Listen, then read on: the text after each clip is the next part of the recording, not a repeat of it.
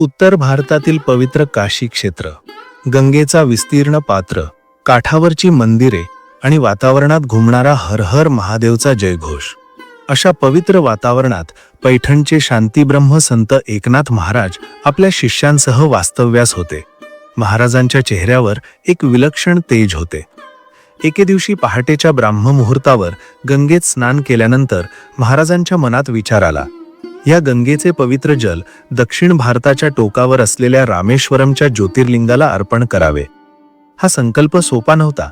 काशी ते रामेश्वरम हे अंतर हजारो मैलांचे होते आणि ते पायी कापायचे होते. महाराजांनी 2 कावड्या घेतल्या, त्यात गंगेचे निर्मळ जल भरले. सोबत त्यांचे निष्ठावान शिष्य उद्धव आणि इतर काही भक्त होते. प्रवासाची तयारी झाली आणि पुंडलिक वरदे हरी विठ्ठलच्या गजरात ही यात्रा सुरू झाली. प्रवास सुरू झाला. महिनाभर चालल्यानंतर ते उत्तर भारताच्या सीमा ओलांडून मध्य भारताच्या पठारावर आले. वाटेत घनदाट जंगले होती, हिंस्त्र श्वापदांची भीती होती, पण महाराजांच्या मुखात सतत विठ्ठल विठ्ठलचा जप असल्याने कोणालाही भीती वाटत नव्हती. महाराज वाटेत ज्या गावात थांबत तिथे कीर्तन करत. त्यांच्या कीर्तनाला हजारो लोक जमा होत. महाराज सांगत, देव केवळ दगडात नाही तर तो प्रत्येक माणसात, प्रत्येक जीवात आहे. पण त्यांच्या या शब्दांचा खरा अर्थ शिष्यांना पुढे एका मोठ्या परीक्षेत समजणार होता.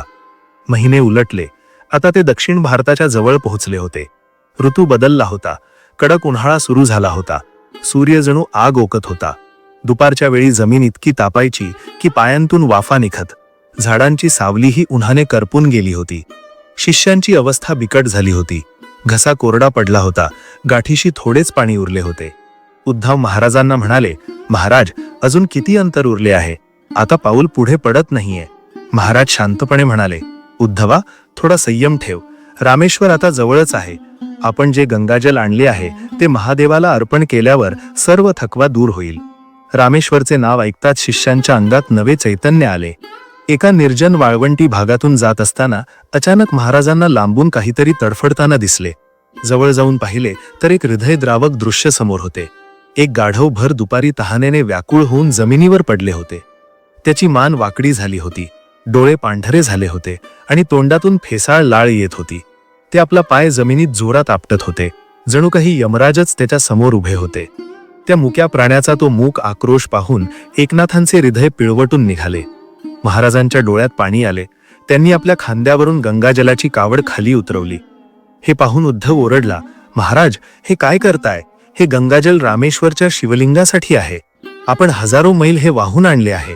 या अपवित्र गाढवासाठी तुम्ही हे जल वाया घालवणार? महाराज शांतपणे म्हणाले.